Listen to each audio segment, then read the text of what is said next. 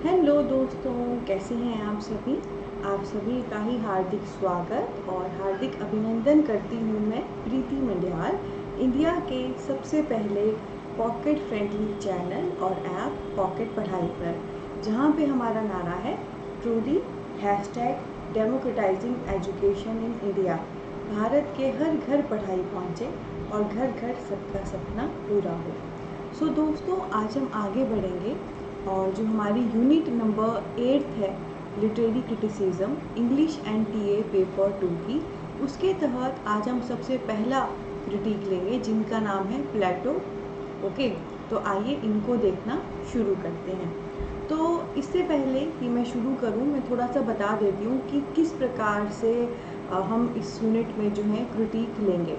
तो दोस्तों, मैंने आपको जो इंट्रो वीडियो भी थी इस कोर्स की, जहाँ पे मैंने स्ट्रैटेजी भी शेयर की थी इस यूनिट की, वहाँ पर भी मैंने आपको बताया था कि हम बहुत सारे क्रिटिक लेने वाले हैं, बिल्कुल शुरू से प्लेटो से एंड 19th सेंचुरी तक जो भी क्रिटिक रही हैं वो सारे हम लेंगे। तो हमारी यहाँ पे क्या स्ट्रैटेजी रहेगी इन क्रिटिक को कवर करने की, क्या इसमें पढ़ना है। तो एक तो इसमें हम जो भी ये क्रिटिक है इनकी बुक्स देखेंगे जो एग्जामिनेशन पॉइंट ऑफ व्यू से हमारे लिए करने योग्य हैं, इनकी जो स्टेटमेंट है, इनकी जो फिलॉसफी है, इन्होंने जो फीचर्स दिए हैं वो हम देखेंगे।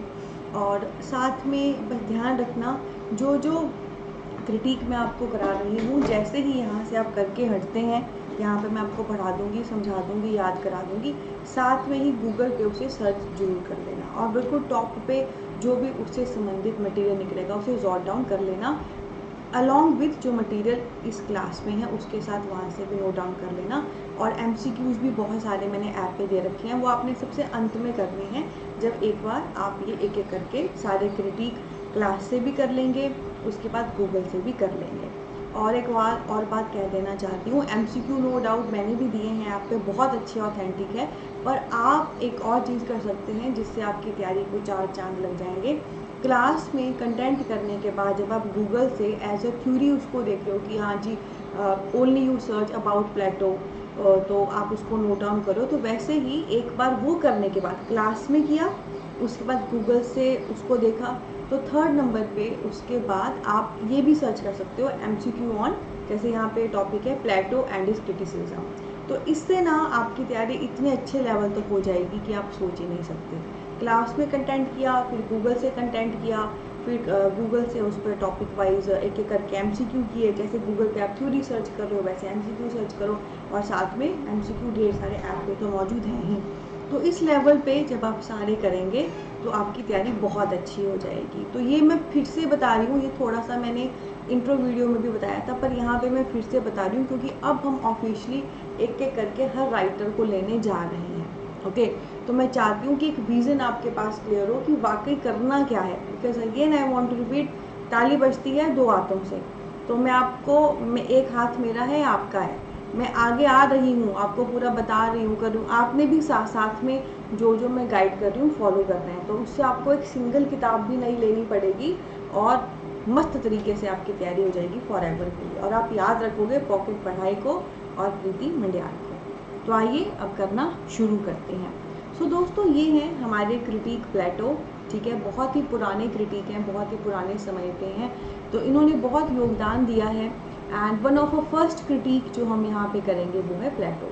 तो आइए ज़्यादा देरी ना करते हुए इनका क्रिटिसिज्म लेना शुरू करते हैं। इनके फेस का जो फोटो देखो ध्यान से, ऐसा लग रहा है जैसे ये बड़ी टेंशन में है, बड़ी सोच में है तो देखते हैं इन्होंने क्या टेंशन ली, इनकी क्या सोच थी, इन्होंने हमें क्या बताया उस सोच के तहत, आइए देखते हैं। सो दोस्तों, प्लेटो में जो जो चीज़ें हमने करनी है वो इस प्रकार से आपके सामने है, और आप देख सकते हैं कितना ब्यूटीफुल कलरफुल कंटेंट है, और कोई भी मोबाइल में चाहे इस वीडियो को देख रहा है या लैपटॉप पे, सबको ही अच्छे से समझ आ रहा होगा। तो सबसे पहले प्लेटो और उसके क्रिटिसिज्म के तहत मैं आपसे शेयर करना चाहती हूँ, इसने हमें दिया था थ्योरी ऑफ आइडिया, ठीक है, क्या दिया था, थ्योरी ऑफ आइडिया। अब इसमें जो आगे है उसको पढ़ाने से पहले मैं आपको एक्सप्लेन करती हूँ थ्योरी ऑफ आइडिया क्या है। देखो, जब कभी किसी भी राइटर ने कोई भी चीज़ लिखनी हो, किसी भी आर्टिस्ट ने कोई भी आर्ट का नमूना पेश करना हो, वो एकदम से तो नहीं आता ना कि वो एकदम लिखना शुरू कर देगा या समथिंग। सबसे पहले कोई ना कोई एक आइडिया उसके पास आता है, कुछ क्लिक करता है उसके दिमाग में। आई ऑलवेज से जैसा होगा तन वैसा होगा मन, वैसी होगी लेखनी। यानी कि जो आपके आसपास चीज़ें हो रही हैं उसकी छाप आपके मन पे पड़ रही है, एंड उसी से कुछ आइडियाज़ आपको वो क्लिक करती रहती हैं चीज़ें, फिर फाइनली आप कुछ क्रिएट करते हो। तो वही थ्योरी ऑफ आइडिया जो है प्लेटो ने दिया है कि एक्चुअली में हमारा कोई भी आर्ट शुरू कहाँ से होता है। कोई भी आर्ट एक आइडिया से, दैट ऐसे शुरू होता है, वो एक जो चीज़ हमारे अंदर आती है। और इसके तहत उसने कहा था that ideas are the ultimate reality, यानी कि जो सबसे बड़ी रियलिटी है किसी भी आर्टिस्टिक चीज़ के पीछे, जो सबसे बड़ा रीज़न है वो आइडिया है, जो एकदम आपको क्लिक करता है, फिर आप उसको पूरा एक रूप देते हो और अपना आर्टिस्टिक नमूना पेश करते हो। चाहे आप कोई पोइट्री लिख रहे हो, चाहे आप कोई मूर्ति बना रहे हो, तो जो एक आइडिया जो आपको शुरू में आया, वो आइडिया का थ्योरी प्लेटो ने दिया था, जिसे उसने कहा था अल्टीमेट रियलिटी। और इसके तहत दोस्तों इसने एक और स्टेटमेंट भी दी है, poetry is a shadow of shadows. ठीक है, ये भी स्टेटमेंट प्लेटो की दी है, ये आपने ऐसा सच ही याद रखनी है। ये सिर्फ एक कॉन्सेप्ट नहीं है जो प्लेटो ने दिया है, ये एक एक पॉइंट एमसीक्यू है, ये डायरेक्ट पेपर में आ सकता है। थ्योरी ऑफ आइडिया किसने दिया? प्लेटो ने। Ideas are the ultimate reality किसने कहा? प्लेटो ने। पोइट्री को कहा शैडो ऑफ शैडो, परछाइयों की परछाई, वो किसने कहा? प्लेटो ने।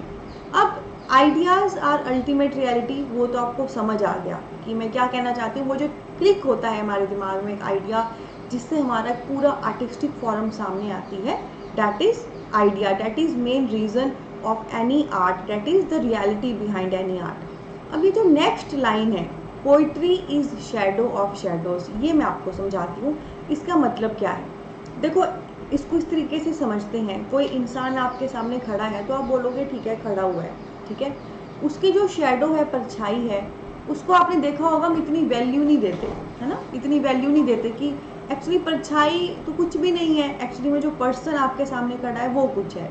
तो ये कह रहा है poetry is shadow of shadow, वो परछाई जिसको हम कुछ नहीं मानते उसकी भी परछाई है आगे को। ठीक है, तो एक्चुअली में ना प्लेटो पोइट्री जॉनर से खुश नहीं था। जो लिटरेचर में कविता हम लिखते हैं उससे प्लेटो खुश नहीं था। इसको पोइट्री या कविता इतनी अच्छी नहीं लगती थी, इसको लगता था बकवास है। वो आगे भी मैं आपको बताऊंगी पॉइंट्स के माध्यम से उसने क्या क्या इस पर कहा है कि कैसे उसको पोइट्री अच्छी नहीं लगती, क्या रीज़न है। तो poetry is shadow of shadows कहने का मतलब है परछाइयों की परछाई। परछाई की तो कोई वैल्यू नहीं है और परछाइयों के भी आगे परछाई, यानी कि डबल वैल्यू नहीं है। तो ये स्टेटमेंट है प्लेटो की और इसके माध्यम से वो बेसिकली पोइट्री को वर्थलेस शो कर रहा है। तो ये तो हो गया सबसे पहला पॉइंट। उसके बाद अब देखो, poetry is shadow of shadow, परछाइयों की परछाई है, वर्थलेस है। इसी से आ जाओ नेक्स्ट पॉइंट पे। इसने दोस्तों कहा था, इसने बेसिकली पोइट्री पे अटैक किया था। इसको पोइट्री पसंद नहीं थी, इसने कहा था पोइट्री अच्छी नहीं है, तो उसने अटैक किया था पोइट्री पर कैसे अटैक किया था, उसने क्या क्या पॉइंट्स रखे? उसने 3 पॉइंट्स रखे जिसके माध्यम से उसने पोइट्री को कर दिया थल्ले थल्ले।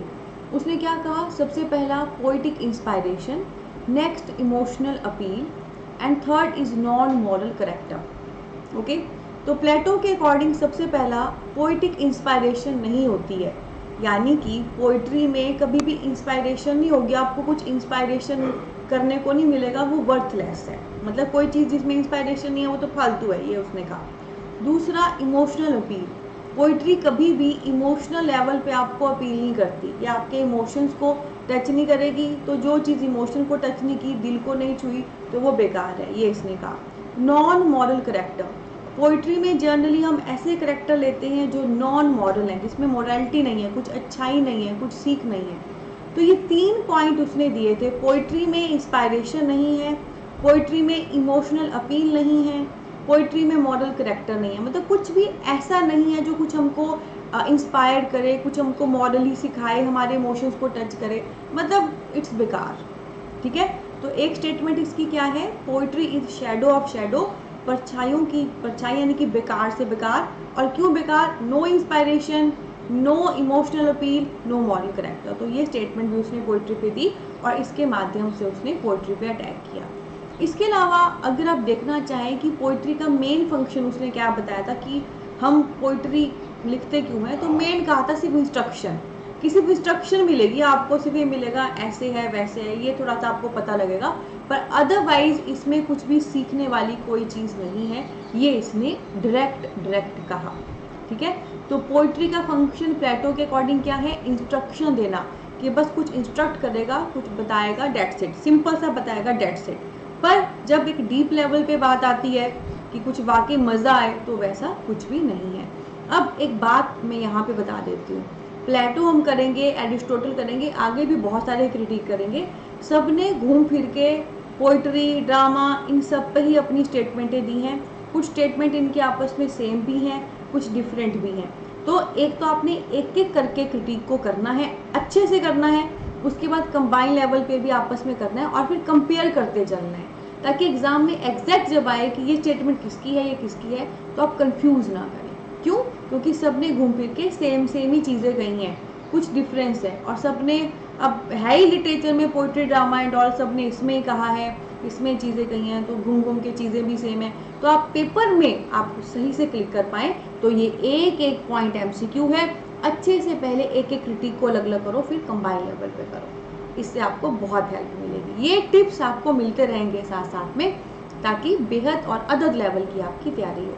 तो दोस्तों ये सारा था उसका बेसिकली पोइट्री पे, पोइट्री पसंद नहीं थी, और उसका फंक्शन उसने बताया सिर्फ इंस्ट्रक्ट करना। अब आगे मैं बताऊंगी नेक्स्ट जोनर ड्रामा को लेकर उसने क्या कहा। तो ड्रामा को लेकर ना, तो ये खुश था, ड्रामा इसको बेसिकली पसंद था।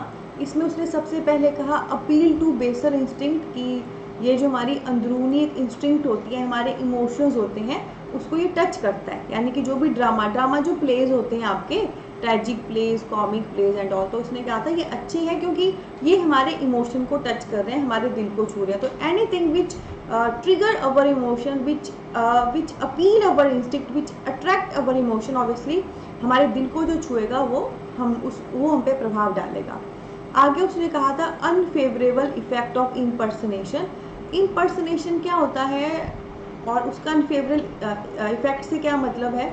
आपने देखा होगा, जैसे आपके सामने कोई ड्रामा चल रहा है, कोई प्ले चल रहा है, आज के ज़माने में वही ड्रामा या प्ले मूवी है, आपने देखा होगा मूवी में देखती बार कई बार क्या होता है, जब हीरो मर जाता है तो वे लिटरली स्टार्ट कराएं कि सच में हीरो मर गया, एक्चुअली में वो हुआ नहीं होता है ना, पर वो हम उसको देखते देखते ऐसे खो गए हैं कि सच्ची को लगता है कि यार ये क्या हो गया। ठीक है, so that is impersonation. Impersonation, आप इतना इन्वॉल्व हो गए हो कि सामने वाली चीज़ आपको लग रही है कि सच में हो रही है, और उस वजह से आप पे अनफेवरेबल इफेक्ट भी पड़ते हैं। लिटरली में रोने वाली बात नहीं है, पर आप रोना शुरू कर दोगे, पर कुछ अच्छा भी है। अब कपिल शर्मा का शो देख लीजिए, वहाँ पे इतने वो, that is also a part of play, वो भी प्ले है, ड्रामा है, उसमें देखिए हमको हंसी भी आती है। ठीक है, तो इम्पर्सनेशन के अनफेवरेबल इफेक्ट का मतलब है कि आप देखते देखते इतने खो गए हो कि आपको वही ट्रू लग रहा है। और अगला है हमारे सामने ट्रेजिक एंड कॉमिक प्लेजर। तो इसी इम्पर्सनेशन के तहत है, मान लो कोई ट्रेजिक सीन हुआ होगा, वी विल स्टार्ट क्राइंग, क्योंकि हमें वो छू गया है, हमारे दिल को छू गया है, हमारे इंस्टिंक्ट को छू गया है। और अगर कोई कॉमिक है तो हमको फिर हैप्पीनेस भी मिलेगी, हमको सच में हम हंसना भी शुरू कर देंगे कि कुछ अच्छा हुआ है। ठीक है, तो मतलब पोइट्री की प्लेटो के अकॉर्डिंग थी थल्ले थल्ले, और ड्रामा की पोइट्री के अकॉर्डिंग थी बल्ले बल्ले। ड्रामा प्लेटो को बहुत पसंद था, वो कहता था ये हमारे बेसर इंस्टिंक्ट को, हमारे दिल को, हमारे इमोशन को टच करता है, और हम इतना खो जाते हैं कि we go through unfavourable effects of impersonation, यानी कि उसमें हम इस प्रकार से इन्वॉल्व हो जाते हैं कि वी स्टार्ट, हमको सच लगना शुरू हो जाता है। कुछ अगर ट्रेजिडी हो, वी विल स्टार्ट क्राइंग, अगर कुछ कॉमिक सीन है, वी विल स्टार्ट लाफिंग। ठीक है, उसके बाद दोस्तों last but not the least, Plato ने हमें दिया है observation of style of speech. तो जो हमारा स्पीच है, बोलने का तरीका है, उस पर भी इसने जो है कुछ बातें कही हैं। तो ये सारे ना स्पीच या बोलने के स्टाइल पे मैं एक एक करके आपको पॉइंट्स बताती हूँ, और फिर आप मुझे बताना कि इसमें से कौन कौन से पॉइंट्स स्पीच के आपको मुझ में लगते हैं कि ठीक हैं या सो हैं, आप मुझे बताना। ये मैं सिर्फ इसलिए कर रही हूँ ताकि एक एग्जाम्पल मैं अपना साथ में लूँगी स्पीच में बोलने के तरीके में, तो आप ज़्यादा अच्छे से समझ पाओगे। तो सबसे पहला पॉइंट क्या कहा उन्होंने स्पीच में, थॉरो नॉलेज ऑफ सब्जेक्ट, कि जब कभी किसी ने स्पीच देनी है, बोलना है, सबसे पहले क्या ज़रूरी है, उसको सब्जेक्ट का अच्छे से नॉलेज हो। तो ये तो आप एग्री करोगे ना दोस्तों, आप मुंह से तभी कुछ फूटोगे ना, पहले आपको कुछ आता होगा। तो सब्जेक्ट का अच्छे से नॉलेज होना ज़रूरी है। दूसरा है फिर आर्ट ऑफ स्पीकिंग, बोलने की कला, कि ठीक है आपको नॉलेज तो है पर देखो आपको बोलने की भी कला होनी चाहिए। ऐसा नहीं कि नॉलेज ही आप बोल ना पाएँ, क्योंकि देखो बहुत सारे ऐसे होंगे जो पीएचडी होल्डर होंगे पर वो बोल नहीं पाते, उनको बोलना नहीं आता, उनके कम्युनिकेशन स्किल नहीं होते। तो पहला है सब्जेक्ट का नॉलेज हो स्पीच में, और दूसरा है स्पीकिंग स्किल्स हो, आपके अंदर बोलने की कला हो। तीसरा, thought must follow a natural sequence, कि जो भी आप बोल रहे हो उसमें एक नेचुरल सीक्वेंस होना चाहिए। ऐसा नहीं कि कभी कान पकड़ लिया, कभी सिर पे जाके बैठ गए, कभी टांग पकड़ ली। कहने का मतलब जब कभी आप कोई चीज़ बोल रहे हो, that should come out in a natural way. एक नेचुरल वे में जब कोई चीज़ बाहर आती है, प्रॉपर सिस्टमेटिक होती है, तो जो आप बताना चाहते हैं वो सही तरीके से सामने वाले को समझ आता है। ठीक है। और हमारा स्पीच का, हमारा बोलने का एकमात्र सबसे बड़ा मकसद यही है, आपने जो भी बोला वो सामने वाले को अच्छे से समझ आए। तो एक नेचुरल सीक्वेंस होना चाहिए। नेचुरल का मतलब वो नहीं है कि जैसे मान लो मेरे को बोलना नहीं आता, मैं जैसे मर्जी अपने नेचुरल वे से बोलते जाऊँ, नहीं। नेचुरल का मतलब है प्रॉपर सिस्टमेटिक वे से अच्छे से आना। जैसे कि एग्जांपल दूँ, यहाँ पर हम प्लेटो का पूरा क्रिटिसिज्म पढ़ रहे हैं, कैसे खूबसूरती से पहले हमने उसका आइडिया पढ़ा, फिर पोइट्री पढ़ी, फिर ड्रामा पढ़ा, हम स्पीच पढ़ रहे हैं। तो कैसे सिस्टमेटिक वे से, नेचुरल वे से हर जोनर को लेते हुए हम आगे बढ़ रहे हैं। दैट इज़ नेचुरल, ताकि अच्छे से सामने वाले को समझ आए। सामने वाले को समझाने के लिए दिल से दिल तक पहुंचना जरूरी होता है, नेचुरल फ्लो होना जरूरी होता है। और last point is important one, last but not the least, knowledge of human psychology. Human psychology का दोस्तों नॉलेज होना बड़ा ज़रूरी है। अब ये बहुत ख़ास बात है। अब देखो मुझे पता है, मैं अभी एनटीए के बच्चों को पढ़ा रही हूँ, है ना, तो मुझे थोड़ा सा इतना पता है कि थोड़ा थोड़ा पोइटिक बोलूँगी, आइडियाज़ बोलूँगी, इनका मीनिंग एटलीस्ट आपको आता है, इतना मैं लेके चल रही हूँ, है ना। तो उसके अकॉर्डिंग मैं आपको समझा रही हूँ। अगर मुझे किसी नर्सरी के बच्चे को पढ़ाना है तो ऑब्वियसली ये सारा मैं नहीं पढ़ाऊँगी। क्या होता है, ह्यूमन साइकोलॉजी पता होनी बड़ी ज़रूरी है। आप जिसके सामने बोल रहे हो, जो भी बोल रहे हो, उसकी साइकोलॉजी किस लेवल पे है, उसकी नीड क्या है, आप तभी समझ सकते हो जब आप उसको अंडरस्टैंड कर पाओगे। ठीक है। तो ये तो बहुत ज़रूरी होता है, this is something very important. और यहाँ पे एक चीज़ मैं आपसे कहना चाहती हूँ, आप एक चीज़ नोटिस करना, हमारे भारत में जैसे हम कहते हैं कि ये भगवान की धरती है, मैं सच्ची कहूँगी भगवान भरोसे ही ये धरती चल रही है। एंड भारत स्पेशली जो मुझे फील होता है। एंड सेकेंडली एक चीज़ आपने नोटिस की होगी, भारतीयों के केस में एक चीज़ है, literally we are very emotional. मतलब अगर भारत पे कब्जा करना है तो उनके दिल पे अगर आप कब्जा कर लें तो सब आपके हाथ में है। तो भारतीयों की साइकोलॉजी ये है। जबकि अगर आप बाहर जाएं एंड बाहर डिफरेंट कंट्रीज़ देखें, वहाँ पे लोगों के मॉरल्स अलग हैं, लोगों की फ़िलॉसफी अलग है, वहाँ पे उनके साथ डील करने का तरीका अलग है। तो human psychology play a important role. ठीक है। और ख़ासकर ये जो पूरी लाइंस है ना, अगर एक पॉलिटिशियन को, एक मंत्री को समझ आ जाए तो उसका तो काम पूरा हो गया, कि उसको लोगों के सामने जाके बोलना क्या है, उसमें बोलने की कला होनी चाहिए, नेचुरल वे से बोले, और सबसे बड़ी बात साइकोलॉजी भारतीयों की पता हो, और लो जी सत्ता उसके पास। जस्ट अ जोक अपार्ट, पर ये रियलिटी ही मैंने ऐसे बोली। सो दोस्तों ये सारा जो है हमें प्लेटो ने बताया। प्लेटो ने दिया है थ्योरी ऑफ आइडिया, पोइट्री पे अटैक भी किया, फंक्शन बताया उसका इंस्ट्रक्शन, ड्रामा की उसने बल्ले बल्ले, उसकी की प्रेस, और स्पीच के बहुत सारे उसने बेहतरीन स्टाइल बताई है। तो आप मुझे बताइए आपको क्या लगता है, जब मैं आपको पढ़ाती हूँ तो मुझे सब्जेक्ट का नॉलेज होता है, तो आप मुझे कितना रेट करोगे 5 में से, या सेकंड नंबर पे क्या मेरी आर्ट ऑफ स्पीकिंग, बोलने की कला अच्छा है, 5 में से कितना रेट करोगे। क्या जब मैं आपको बोलती हूँ, इस प्रकार से समझाती हूँ, एक नेचुरल सीक्वेंस लगता है, आपको मज़ा आता है, आपको समझ आ जाता है, तो 5 में से रेट करिए।